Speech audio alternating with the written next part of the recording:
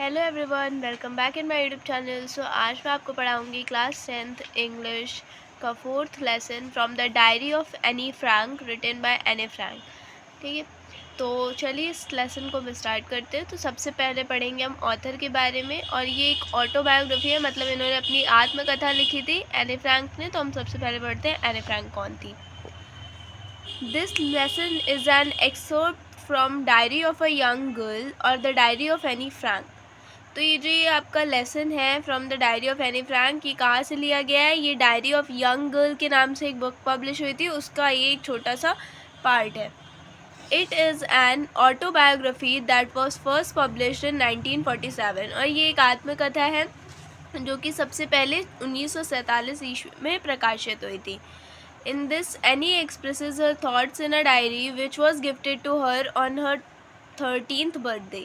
और ये क्या है, इसमें क्या करती हैं, एनी की जो एक डायरी होती है वो उसमें अपने सारे विचारों को लिखती हैं जो कि उनको उनके 13वें बर्थडे पे, जन्मदिन पे दिया गया था। She names the diary Kitty which she consider as her only true friend. और ये जो ये डायरी है इसका नाम वो लिखती है किटी, और यही उनका एक सच्चा मित्र था, ऐसा वो उसको मानती थी। She mention about her childhood, वो अपने बचपन के बारे में बताती हैं। Her family and a lot of other things that she told no one else. और वो जो चीज़ें दूसरों को नहीं बताती थी वो सारी चीज़ें उस डायरी में लिखती थी। अब हम पढ़ते हैं अबाउट द लेसन, मतलब कि हमें इस लेसन में क्या समझाया गया है। In this lesson Annie talks about being lonely and having no one talk to despite being surrounded by family and around 30 people whom she called her friends।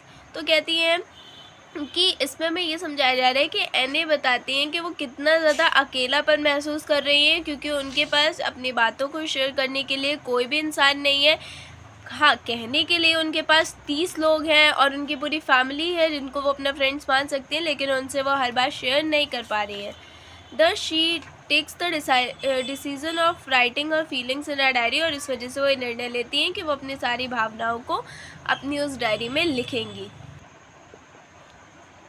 Anneliese Mary Anne Frank, 12 June 1929 to February or March 1945, was a German-born Jewish girl who wrote while in hiding with her family and 4 friends in Amsterdam during the German occupation of Netherlands in World War II। तो ये जो एने Frank है, इनका पूरा नाम है एनेलिस Mary एने फ्रैंक। इनका जन्म 12 जून 1929 ईस्वी को हुआ था, और फरवरी या मार्च के बीच में 1945 में इनकी मृत्यु हुई थी। और ये एक जर्मन बॉय जूइश गर्ल थी जो कि अपने परिवार और अपने 4 दोस्तों के साथ कहाँ छुपी हुई थी? वो जर्मन में, जहाँ पर नीदरलैंड में क्या हो गया था, वर्ल्ड वॉर सेकेंड स्टार्ट हो गया था, तो वो छुपी हुई थी एम्स्टरडैम में। हर family had moved to Amsterdam after the Nazis gained power in Germany, but were trapped when the Nazi occupation extended into the Netherlands। तो ये लोग एम्स्टरडैम चले गए थे, कहाँ? नाजीज की जो पार्टी आ गई थी, हिटलर का जब शासन हो गया था जर्मन में, तो वहाँ से बचते हुए ये लोग नीदरलैंड गए थे। लेकिन इन लोगों के लिए सबसे बड़ी मुसीबत तब आई जब उसका जो कब्जा था वो नीदरलैंड तक भी बढ़ गया था। As persecutions against the Jewish people in population increased, the family went into hiding in July 1942 in hidden rooms in her father Otto Frank's office building। तो ये लोग क्या करते हैं कि अब इनके पास बचने के लिए कोई चारा नहीं था, तो इनके जो फादर हैं ऑटो फ्रैंक, ये उनके ऑफिस में 1942 ईस्वी में छिपने के लिए रहने चले जाते हैं। After 2 years in hiding, the group was betrayed and transported to the concentration camp where Anne died of typhus and Bergen-Belsen within days of her sister Margot Frank। तो क्या होता है कि इनको धोखा मिलता है, इनके परिवार को, और इनके ही कोई ग्रुप का जो इंसान था वो उनको धोखा देता है और वो बता देता है। तो क्या होता है कि इन लोगों को उस कैंप में ले जाया जाता है जहाँ पे हिटलर ज्यूइश पीपल को बंद करके और जहरीली गैस छोड़ता था, जिससे क्या होता था कि वो लोग मर जाते थे। तो एने फ्रैंक भी उस टाइम पे मर जाती हैं। 2 साल तक ये लोग उसी बिल्डिंग में रहते हैं, लेकिन उसके बाद जब इन्हें धोखा मिलता है तो उनको भी ऐसे ही किया जाता है, वो भी मर जाती हैं, उनकी बहन भी मर जाती हैं। Her father Otto, the only survivor of the group, return to Amsterdam after the war ended to find her diary and had been saved. तो क्या होता है कि बस उस पूरे परिवार में सिर्फ एक सदस्य बचा था उन 30 लोगों में, और वो कौन थे? वो थे उनके फादर ऑटो फ्रैंक, जो कि पूरे ग्रुप में इकलौते वही थे जो बच गए थे। और वो फिर वहाँ कहाँ जाते हैं? एम्स्टर्डम में जाते हैं, जबकि द्वितीय विश्व युद्ध ख़त्म हो जाता है। तो एम्स्टर्डम में जाते हैं और वो उनकी उस डायरी के खोज करने लगते हैं, जो कि अभी भी सही सलामत थी, मतलब उसको कुछ भी नहीं हुआ था। Convinced that it was a unique record, he took action to have it published in English under the name The Diary of Young Girl। तो वो एक डिसीजन लेते हैं, एक निर्णय लेते हैं कि वो ये जो इनकी डायरी है उसको पब्लिश करवाएंगे इंग्लिश में, और वो उसका नाम रखेंगे the diary of a young girl. The diary was given to Anne Frank for her 13th birthday and the events of her life from 12 June 1942 until its final entry of 1st August 1944।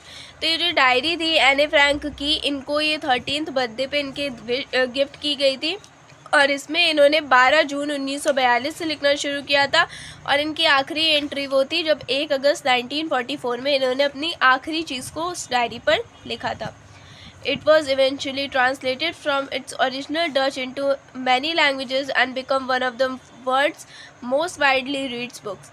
तो ये जो इनकी ये आत्मकथा है, ये इनकी जो डायरी है, वैसे तो इन्होंने उसको डच में लिखा था, लेकिन उन्हें बहुत सारी लैंग्वेजेस में उसको ट्रांसलेट करके छापा गया है। और क्या होता है कि ये उनकी एक ऐसी इकलौती बुक थी जो दुनिया में सबसे ज़्यादा पढ़ी गई है। There have also been several films, television and theatrical production and even an opera based on diary. तो इस डायरी के बेसिस पे जो उनके फादर ने पब्लिश करवाई थी, उसी के बेसिस पे बहुत सारी फिल्म्स, बहुत सारी टेलीविजन्स पे भी इनकी ये आत्मकथा आई है।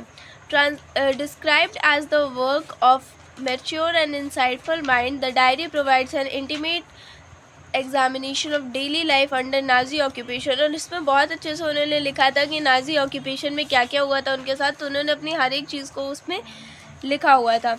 Anne Frank has become one of the most Reynold and discussed of the holocaust victim. और उन्हें एक बहुत ही ज़्यादा उन्होंने अच्छे ढंग से लिखा था जो भी चीज़ें वहाँ पर घटित हो रही थी, तो इस वजह से उनकी जो ये आत्मकथा थी बहुत ज़्यादा पब्लिश होती है, बहुत ज़्यादा ही पढ़ी जाती है।